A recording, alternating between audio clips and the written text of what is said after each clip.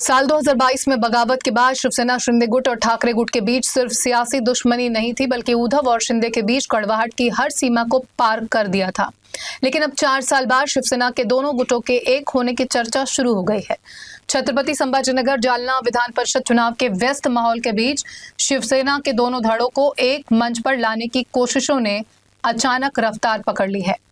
दरअसल हाल ही में उद्धव ठाकरे गुट के वरिष्ठ नेता अंबादास दानवे ने सार्वजनिक रूप से बयान दिया था कि शिवसेना के दोनों गुटों को अपने आपसी मतभेद भुलाकर फिर से एक हो जाना चाहिए। दानवे के इस बयान पर राजनीतिक हलकों में कयासबाजी चल ही रही थी कि शिंदे गुट के कद्दावर नेता और राज्य सरकार में मंत्री अब्दुल सत्तार ने भी इसके सुर में सुर मिलाकर सबको हैरान कर दिया। अब्दुल सत्तार ने दानवे के रुख को दोहराते हुए स्पष्ट किया कि वो खुद भी दिल से यही चाहते हैं कि दोनों शिवसेना पार्टियां एक साथ आ जाएं। हालांकि उन्होंने इस बात पर भी जोर दिया कि अंतिम निर्णय उनके शीर्ष नेता और उप मुख्यमंत्री एकनाथ शिंदे को ही लेना है। सत्तार ने कहा कि यदि शिंदे साहब पार्टी और राज्य के हित में दोनों गुटों के एकीकरण का कोई भी फैसला लेते हैं तो पूरी पार्टी उनके पीछे खड़ी रहेगी। अब्दुल सत्तार ने इस दौरान महायुति के अपने ही प्रमुख सहयोगी दल भारतीय जनता पार्टी के प्रति अपनी तीखी नाराजगी खुलकर जाहिर की।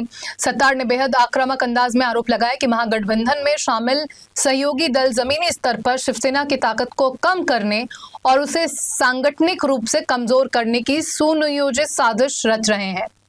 उन्होंने कहा कि स्थानीय और जिला स्तर के राजनीतिक समीकरणों में जानबूझकर गुटबाजी की राजनीति को बढ़ावा दिया जा रहा है ताकि शिवसेना की साख को ठेस पहुंचाई जा सके। छत्रपति संभाजीनगर और मराठवाड़ा की राजनीति के इन दो बड़े चेहरों अब्दुल सत्तार और अंबादास दानवे के बयानों ने शिवसेना के भविष्य के राजनीतिक मार्ग को लेकर एक नई और लंबी बहस को हवा दे दी है। लेकिन उप मुख्यमंत्री एकनाथ शिंदे ने शिवसेना के दोनों गुटों के संभावित विलय की अटकलों को सिरे से खारिज कर दिया है। उन्होंने कहा कि उनकी पार्टी दिवंगत बाला साहेब ठाकरे की असली विचारधारा का प्रतिनिधित्व करती है। एकनाथ शिंदे ने कहा कि उनकी शिवसेना को जनता का जनादेश प्राप्त है और वो हिंदुत्व और जमीनी राजनीति की विरासत को आगे बढ़ा रही है।